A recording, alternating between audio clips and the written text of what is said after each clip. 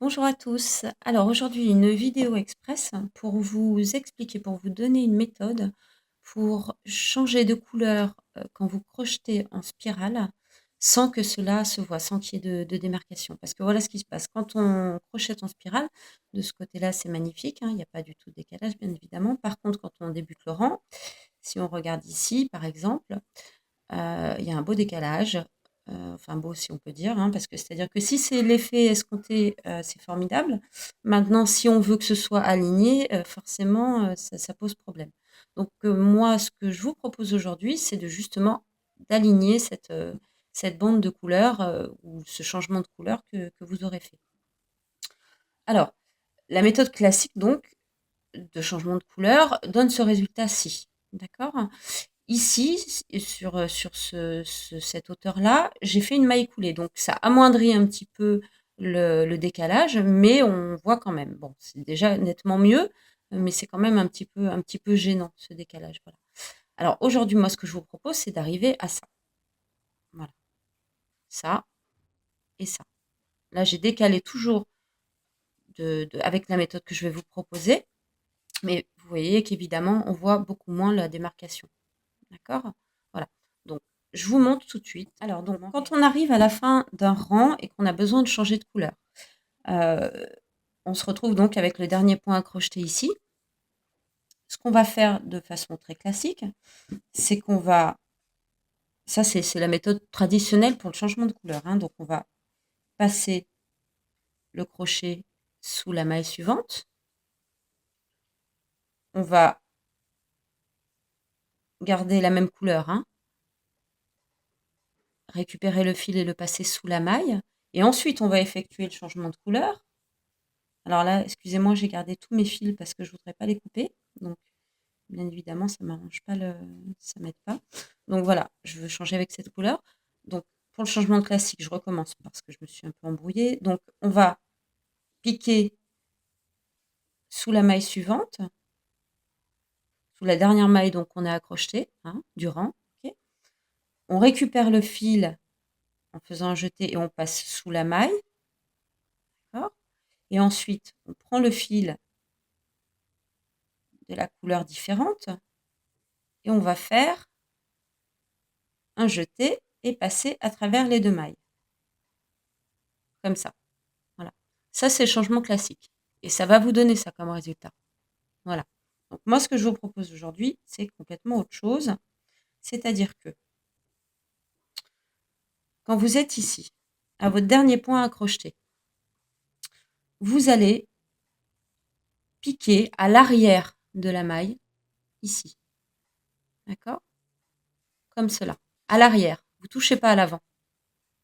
Vous piquez à l'arrière. Vous prenez le fil de la couleur différente. Vous faites un jeté. Et de la même manière qu'une maille coulée, vous allez passer sous la boucle arrière, donc sous l'arrière de la maille précédente, et dans votre boucle, ici. D'accord? En fait, ce qui s'est passé, regardez, vous avez créé comme un faux point ici.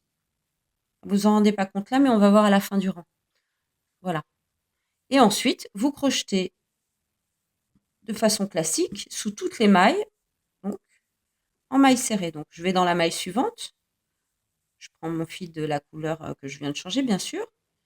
Hop, je fais une maille serrée.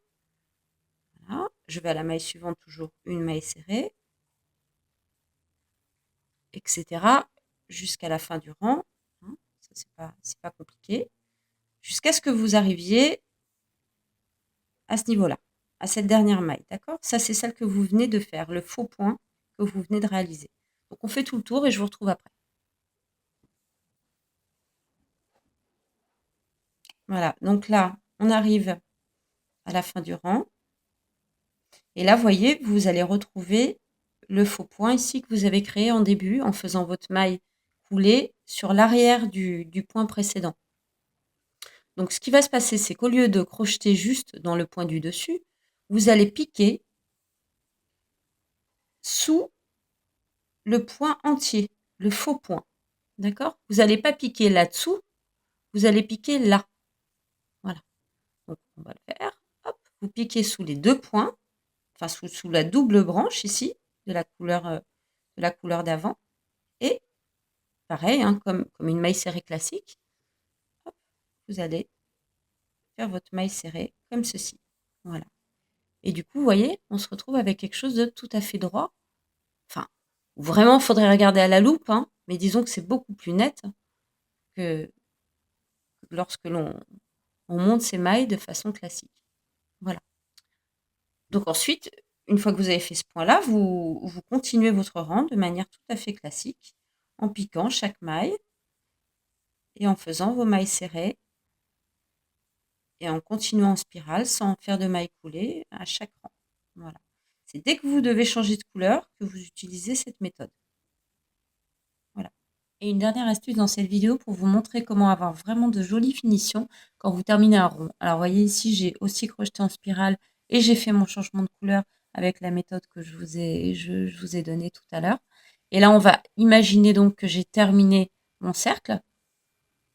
Donc, plutôt que de faire une maille coulée dans la maille suivante, je ne vais pas le faire, mais vous savez ce qu'est une maille coulée. Plutôt que de faire une maille coulée, hop, étirez votre fil et coupez.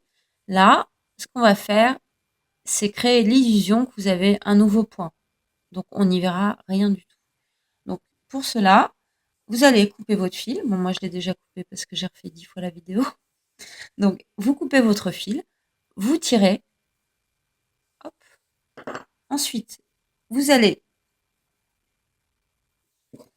passer votre crochet sous la maille suivante. Vous allez récupérer le fil que vous venez de tirer. Vous le récupérez de ce côté-là. Voyez ?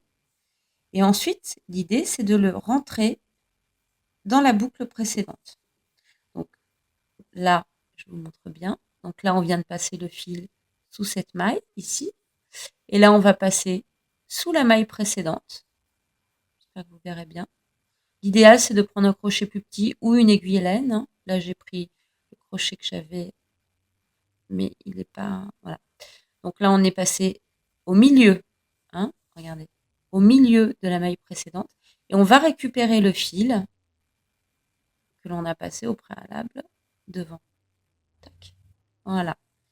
Et ensuite, bien sûr, vous rentrez les fils, hein. Mais voyez, vous avez un faux point et on n'a absolument pas la notion de là où vous avez commencé et fini votre travail.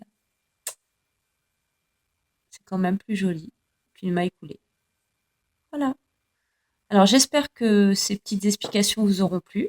Si elles vous ont servi, ben, n'hésitez pas surtout à partager ma vidéo pour que ça serve à d'autres.